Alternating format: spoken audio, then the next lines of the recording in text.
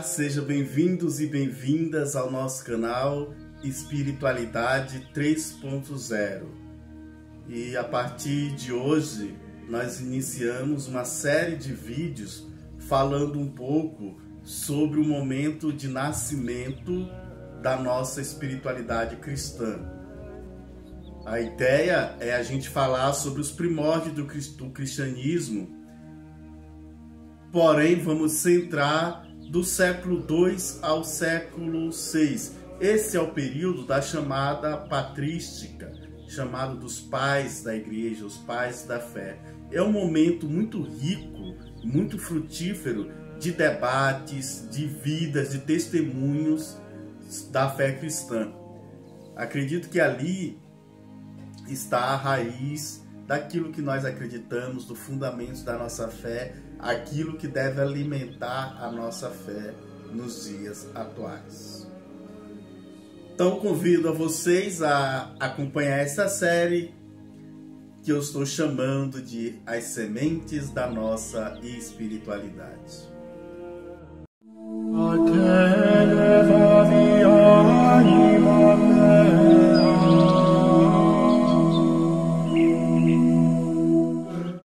Bom, um dos desafios da igreja cristã e, enfim, das comunidades dos cristãos sempre foi comunicar a fé em todo tempo e lugar e proporcionar meios práticos de bem viver essa fé que recebemos. E isso não foi diferente com os primeiros cristãos. Nós temos na história da igreja cristã o período apostólico, o primeiro século, mas já no segundo século inicia um período que a gente chama dos primeiros pais. Esse é o momento em que são debatidas e lançados os fundamentos dessa espiritualidade cristã. Vejamos. Bom, a ideia desse primeiro vídeo é apenas apresentar essa série que a gente está lançando das sementes da nossa fé, em que a gente vai estar olhando esse período da patrística, dos primeiros séculos do cristianismo. E hoje eu vou falar um pouco das características desse período. Vou dividir em três partes. A primeira parte, eu quero falar da característica religiosa daquele momento. As comunidades cristãs eram comunidades de novos convertidos. Lembra que nós estamos aí há 100 anos da presença terrena de Cristo. Esses novos convertidos, eles vêm ou de comunidades judaicas ou de comunidades ditas pagãs, que é da tradição greco-romana, do Oriente. Então, nesse período, para a gente falar um pouco da característica religiosa dele, a gente tem que pensar que são comunidades que precisam definir a sua fé. Elas precisam de tanto definições concretas, vamos dizer, teológica e filosófica sobre em que eles acreditam, como eles precisam de regras, leis que orientem a sua conduta no mundo. É só a gente lembrar que quando alguém entra num universo novo, ele precisa entender aonde ele está entrando, precisa conhecer. Então os primeiros pais tiveram, nesse caso, uma tarefa catequética, de organizar, de ordenar a fé. Um outro elemento que vai ser importante nesse contexto religioso, justamente para ensinar na fé, vai ser o testemunho. E aí o testemunho que é a martiria, o martírio.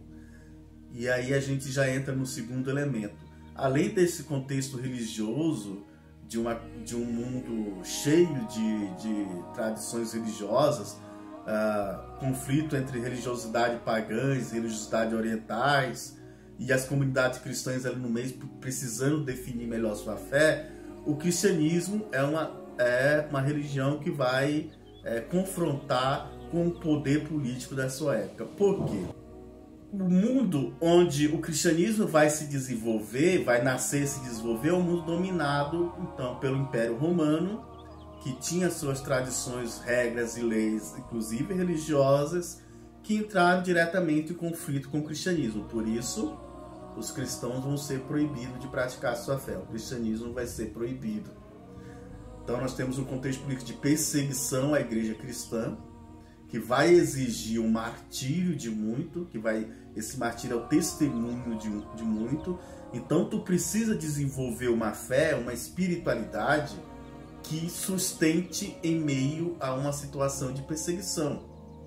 Afinal, a morte sempre estava muito próxima para qualquer cristão naquele período, naquele contexto. E muitos cristãos assistiram o martírio de muitos. É muito conhecido na história a perseguição aos cristãos, que eram jogados lá nas arenas para brigar com leões, e isso divertia o público romano, né? O Coliseu, enfim. É conhecido martírios de vários, como Santo Estevão, só para citar um, que morreu pela sua fé. Ora, como tu sustenta uma comunidade de fé e um cristão diante desse perigo iminente? Tu tem que sustentar a espiritualidade. Então esse era o contexto político. Tem um terceiro elemento do contexto, que é o elemento cultural. Depois, principalmente, da conquista macedônica da região da Grécia, e depois da conquista romana, o pensamento e a cultura grega se espalha por toda a região do Mediterrâneo. E essa cultura grega ela está enraizada naquela região. Vale lembrar que a tradição filosófica grega tem até aquele momento 600 anos, 6 séculos. Então ela está bastante arraigada, e além disso nós temos uma forte tradição religiosa com que os primeiros cristãos vão se deparar, que é o gnosticismo. Então, dentro da cultura religiosa você tem o gnosticismo muito forte, dentro da cultura tu tem as tradições filosóficas gregas. Ora, como é que está a tradição filosófica grega nesse momento? Ela é bastante influenciada por um neoplatonismo, que é a adaptação, a releitura das ideias platônicas para esse novo contexto. E ela está muito marcada por escolas filosóficas como, por exemplo, o estoicismo e o epicurismo. O que essas escolas filosóficas estão tentando fazer nesse momento? A filosofia grega, ela durante muito tempo, a partir da sua ideia clássica, do seu período clássico, ela tentou entender a verdade última das coisas, ela tentou entender o absoluto, ela tentou chegar naquele ponto onde não se restava mais dúvida. Ora, diante dessa dificuldade de conhecer a verdade absoluta, houve uma virada ética pragmática na filosofia desse período. As escolas filosóficas, como o estoicismo e epicurismo, estavam muito mais interessadas em dar ao homem horizontes de uma vida ética que o levasse à felicidade. Estava muito mais interessada em dar ao ser humano sentido para a sua vida, dar coordenadas práticas que pudesse levar o homem a ser feliz. Ora, então nós temos uma filosofia prática, uma filosofia que tenta dizer o que é a felicidade e como atingi-la. Então o cristianismo ele também entra como essa vertente filosófica também. Ele também tem um arcabouço ético, prático. Então o cristianismo se coloca então nesse meio, mas ele não quer ser mais uma filosofia. Ele quer trazer algo novo. Ele é um pensamento sobre a vida, sobre a felicidade, mas ele tem um elemento que é justamente o seu elemento religioso, que é a revelação de Deus Criador na pessoa de Jesus Cristo. E esse centro da filosofia ou do pensamento cristão vai entrar em conflito com uma tradição religiosa que estava muito presente no período, que é o gnosticismo. Entre várias características do gnosticismo, uma principal que vai entrar em conflito com o cristianismo, o gnosticismo tinha um forte dualismo. Que dualismo era esse?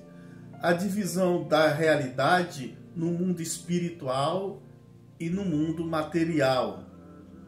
O espiritual eterno e o material, um mundo que é passageiro, que definha, que acaba.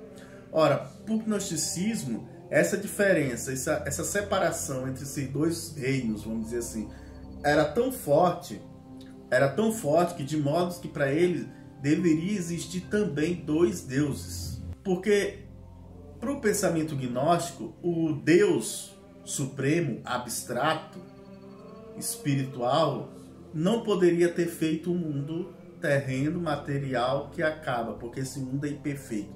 Se esse mundo é imperfeito, ele é mau. Não pode ter sido criado por Deus.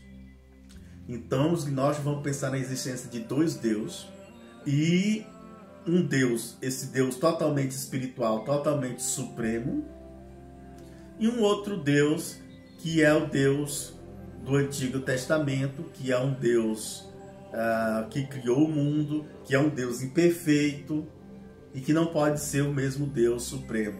Ora, essa divisão é totalmente rejeitada pela fé cristã, que acredita num único Deus e que o Deus que criou o mundo é o mesmo Deus de Jesus Cristo. E é o mesmo Deus em Jesus Cristo. Então, os cristãos vão ter que responder a esse pensamento gnóstico. E em relação ao pensamento filosófico, vai ser uma das principais, vamos dizer assim, dinâmica do período da patrística. Essa relação entre a filosofia e o cristianismo. Por quê?